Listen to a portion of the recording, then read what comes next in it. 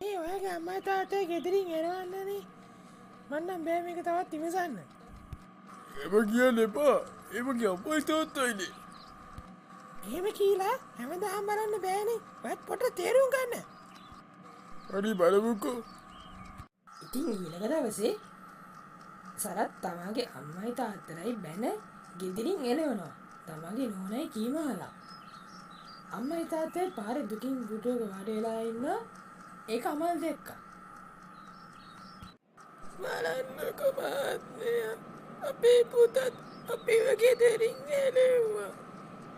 මොනව කරන්නද? අපිත් ඉතින් වෙන කොයි කියලා යන්නද? මේ බන්ද මේ පුතාට තේරෙන්න කවද්ද කියලා මේ වඩ මේ පුතාම අපි ගෙදරින් එළවුවා. අපි කොයි කියලා යන්නද?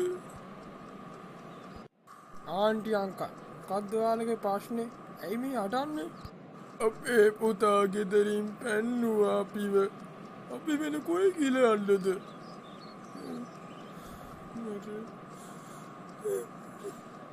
මොකද්ද ඔයාගේ පුතාගේ නම? සහ ඒ ගෙදර තියෙන්නේ කොහෙද? කියලා කියන්න පුළුවන්ද? අම්මයි තාත්තයි යන්කෝ මගේ ගෙදර. එහෙම කියා අමල් ඒ අම්මමයි තාත්තවයි තම ගෙදර ගෙනිච්චා. ඉන්පසු අමල් සරත්ගේ හරියට ගිහින් සරත් ගෙදරින් එනකම් බලා සිටියා. ටික වෙලාවකට පසු සරත් ගෙදරින් එළියට ආවා. එවෙලම අමල් සරත් හමු වෙලා මෙම කතාබහ ඇති වුණා. මිස්ටර් සරත් කියන්නේ ඔයාටද? ඔව් මම තමා. මොකද්ද කාරණේ? මම තමුන්ව හම්බෙනකන් තමයි හිටියේ. ඇයි?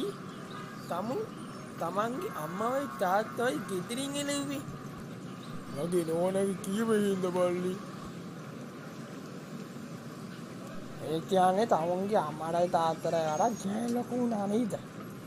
ඒ ඔබ පොඩි කාලේ ඔය තැනට ගේන මහන්සියනේ ඉතින් අම්මයි තාත්තයි. ඒතෝයි ජයි නෙවෙයිනේ. පොඩ්ඩක් ඒක ගැන හිතපන්.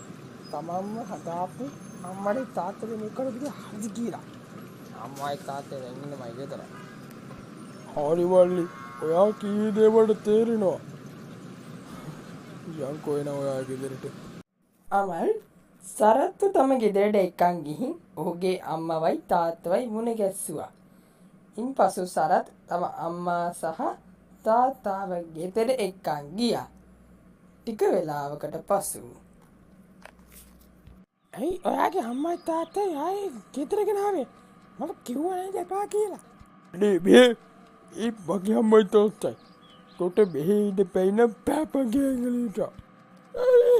ඔයාට එහෙම කිව්වා නේද? පයියා මේ ගෙදරින් අයි පැත්ත බලා දෙන්න. සරත්ගේ නෝනා කිව්වා වගේම අඩ ගෙදරින් යන්නම ගියා. ආයෙනම් ආවෙත් නැහැ. ඉතින් මේ විදිහට සමාජයේ පණිවිඩයක් වැඩසටහනේ පළවෙනි කතාංගයේ අවසන් වුණා. මම හිතනවා ඔයගොල්ලෝ මේකෙන් ආදර්ශයක් ගන්න ඇති කියලා. අපි අලුත් වීඩියෝ එකකින් හමු වෙමු. එතකන් ඔබ සතුටින් පරිස්සමින් ඉන්න. බයි.